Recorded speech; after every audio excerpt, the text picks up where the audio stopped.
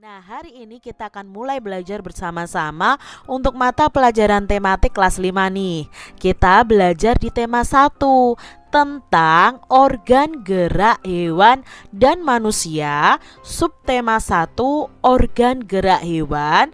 Pembelajaran yang pertama adik-adik. Mari ya, kita belajar dengan penuh semangat.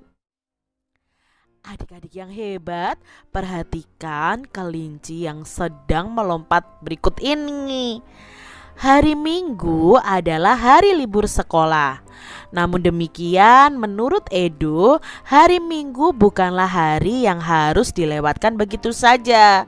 Sejumlah rencana telah dia persiapkan, mulai dari memenuhi ajakan Benny untuk berlatih berenang, menemani Lani membeli buku, hingga pergi ke kandang kelinci. Dari sejumlah rencana tersebut, Edo lebih memilih untuk pergi ke kandang kelinci. Nah, adik-adik, mengapa ya kelinci ini bisa bergerak atau melompat? Kita akan cari tahu bersama-sama ya adik-adik. Di sini ada percakapan Edo dan ayahnya. Pak, lucu ya kelinci-kelinci itu, bulunya tebal dan gerak-geriknya lincah. Kenapa kelinci bisa meloncat dan berlari dengan lincah seperti itu ya? Tanya Edo.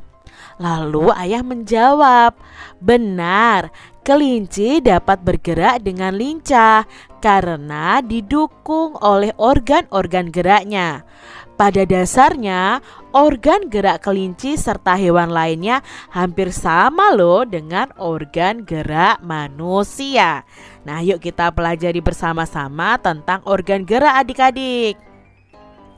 Di sini Edo berkata, tanpa organ gerak, kita itu tidak bisa melakukan kegiatan apapun.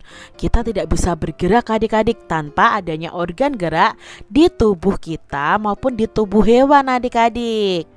Nah, adik-adik perhatikan nih, mengapa ya kita bisa berlari, berjalan, lalu burung bisa terbang, harimau bisa berlari, kelinci bisa melompat, dan lain sebagainya. Ya, karena di dalam tubuh kita ada organ gerak. Nah, kita baca bersama-sama yuk bacaan ini. Organ gerak manusia dan hewan. Salah satu ciri dari makhluk hidup adalah bergerak. Secara umum, gerak itu dapat diartikan berpindah tempat atau perubahan posisi adik-adik, sebagian maupun seluruh bagian dari tubuh kita. Makhluk hidup akan bergerak apabila ada rangsangan yang mengenai sebagian atau seluruh bagian tubuhnya.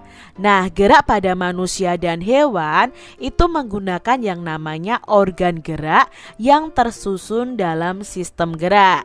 Nah, organ gerak inilah yang berguna untuk berjalan, berlari, melompat, meloncat, untuk memegang, menggali, memanjat, berenang, dan sebagainya.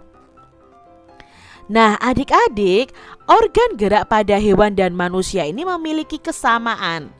Alat-alat gerak yang digunakan pada manusia dan hewan itu ada dua.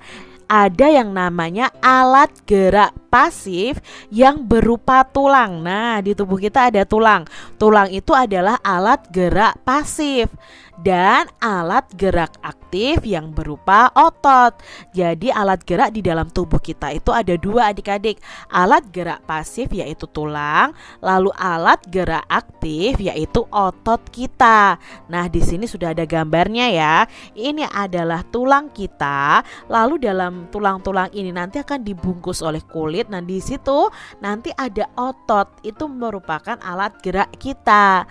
Kedua alat gerak ini akan bekerja sama adik-adik dalam melakukan pergerakan.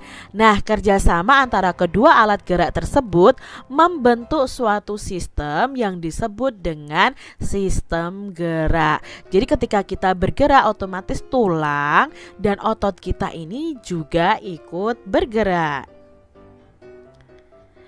Tulang itu disebut dengan alat gerak pasif karena tulang tidak dapat bergerak dengan sendirinya adik-adik. Tanpa adanya alat gerak aktif yang mempengaruhi tulang, maka tulang-tulang pada manusia dan hewan akan diam saja dan tidak dapat membentuk alat pergerakan yang sesungguhnya. Walaupun merupakan alat gerak pasif nih tulang, akan tetapi tulang itu mempunyai peranan yang besar dalam sistem gerak manusia dan hewan.